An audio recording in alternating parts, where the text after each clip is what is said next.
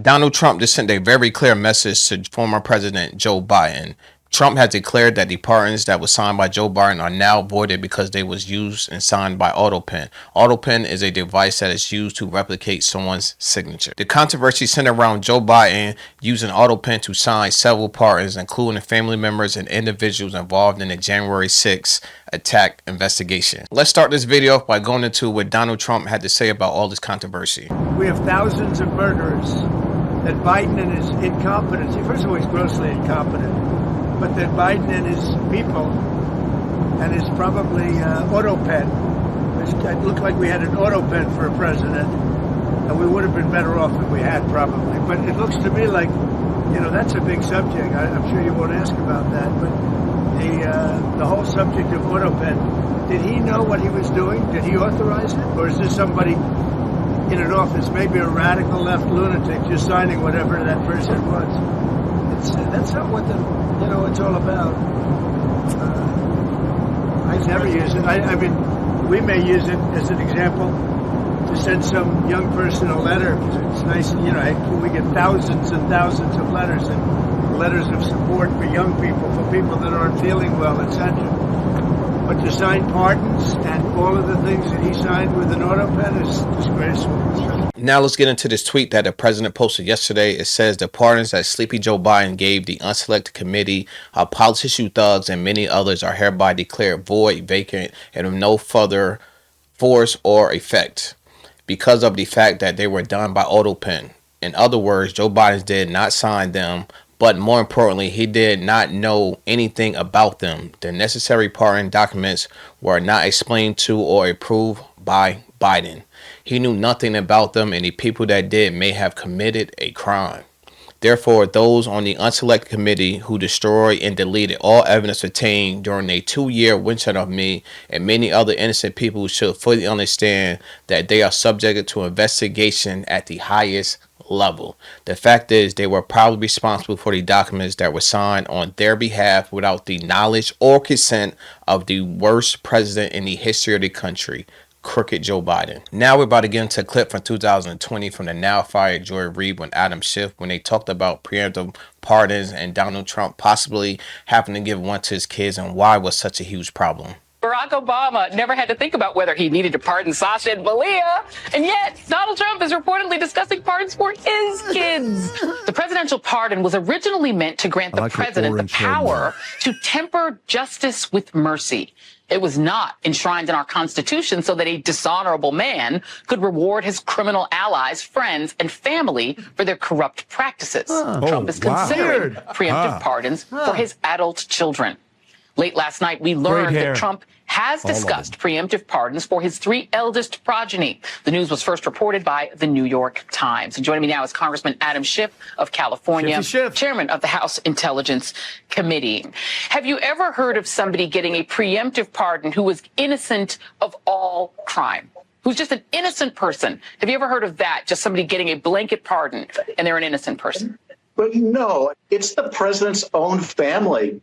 It's people that have been covering up for the president in addition to his own family. This is hilarious. So there is a self-interest at play as well. It's been essentially a den of thieves environment. And so I think the president used this as his way of trying to protect those that have protected him. Now, we just heard how the Democrats feel about Donald Trump giving out pardons to his family. Let's see how the Democrats feel about Joe Biden giving out pardons to his. Clemency. I hope that President Biden will also issue preemptive pardons to all of those people threatened by the injustice of what will become the Department of Justice in the Trump administration. That, of course, includes Jack Smith and all of his staff, many Department of Justice lawyers. It includes President Biden himself, although we don't know that anyone can legally pardon themselves. He will need a pardon because he is going to be harassed and charged for no crimes whatsoever. Donald Trump has promised that. And if we know one thing about Donald Trump, he's been showing us all 2025 that he definitely keep his promises. And with this next clip we're getting into will be Speaker of the House Mike Johnson, how he tried to have a meeting with Joe Biden, and Joe Biden had no clues what he was signing. And at this point, the Speaker of the House didn't even know who was really running the White House. I do stand by it, and I say this without any personal animus at all. I mean, in some ways, I actually kind of feel sorry for Joe Biden. I mean, he's in the twilight years of his life. He is not, obviously, has not been in charge for some time. And I know this by personal observation, and now the whole world knows it. And it's been very, very concerning to me over the last, year and a half since I've had this position. Can you tell us a story when you say personal observation? What kind well, of thing did you see? It's public now because the Wall Street Journal got it and put it on the front page. But January a year ago, almost exactly a year ago, I had been asked. I became Speaker in October 2023. And there were all sorts of big national security concerns and everything going on. And I started requesting a meeting with the president because, I'm kind of old school. I'm a constitutional law guy. Speaker of the House should be able to talk to the president, especially in times of great national interest and calamity. But they wouldn't let me meet with him. And his staff kept giving me excuses. This went on for like 8 or 9 weeks. I'm sorry, Mr. Speaker, he doesn't have time. What are you talking about? I'm second in line of the presidency. He has time. I need to talk to him.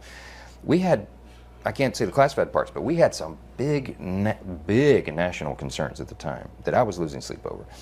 Finally, I just went to the Hill press corps and I said, the president is not being allowed to meet with the speaker. There's a problem. So they started putting pressure on him. Long story short, they finally relented. They invited me to the White House. I show up and I realize it's actually an ambush because it's not just me and the president. It's also Kamala Harris, Chuck Schumer, Hakeem, the CIA director, everybody. And then, so I walked in the Oval and, I know what this is. They're going to hotbox the speaker on Ukraine funding. That's what it was. This is probably third week of January. We sit down, we're in the midst of it, and the whole conversation, and I'm going, we don't need to have this conversation. The president reaches over just like this. We're sitting right next to the fireplace in the Oval, and he grabs my arm and he says, the speaker and I just need a couple minutes together. Would y'all just leave us alone? And I looked up on the faces of some of the staff standing around the wall, and they're like, oh, no, he did it. So he called it. He's the commander-in-chief. So everybody leaves, and he and I are standing awkwardly in the middle of the Oval Office, right over the rug by that coffee table. And I said, Mr. President, thanks for the moments. This is very important. I got some big national security things I need to talk to you about that I've heard, and I think you know, and what do we do? But first, real quickly, Mr. President, can I ask you a question? I cannot answer this from my constituents in Louisiana. Sir, why did you pause LNG exports to Europe? Like, I don't understand, liquefied natural gas is in great demand by our allies. Why would you do that? Because you understand, we just talked about Ukraine.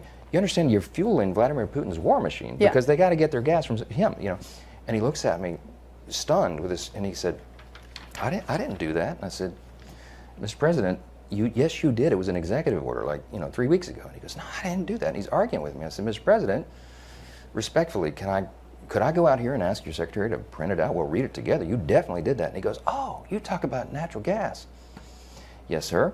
He said, no, you misunderstand. He said, what I did is I signed this thing we're gonna conduct a study on the effects of LNG. I said, no, you're not, sir. You paused it. I know. I have the export terminals in my state. I talked to those people this morning.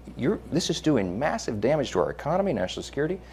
It occurred to me, Barry, he was not lying to me. He genuinely did not know what he had signed. And I walked out of that meeting with fear and loathing because I thought, we're in serious trouble. Who is running the country? I don't know who put the paper in front of him, but he didn't know. I know it was scary just to sit here and listen to what the Speaker of the House just said. Joe Biden had no idea what he was signing. Paper was being just pushed in front of his face. He was being told what he was signing, but I definitely what he wasn't signing. And the papers he didn't sign were just being filled by auto pen.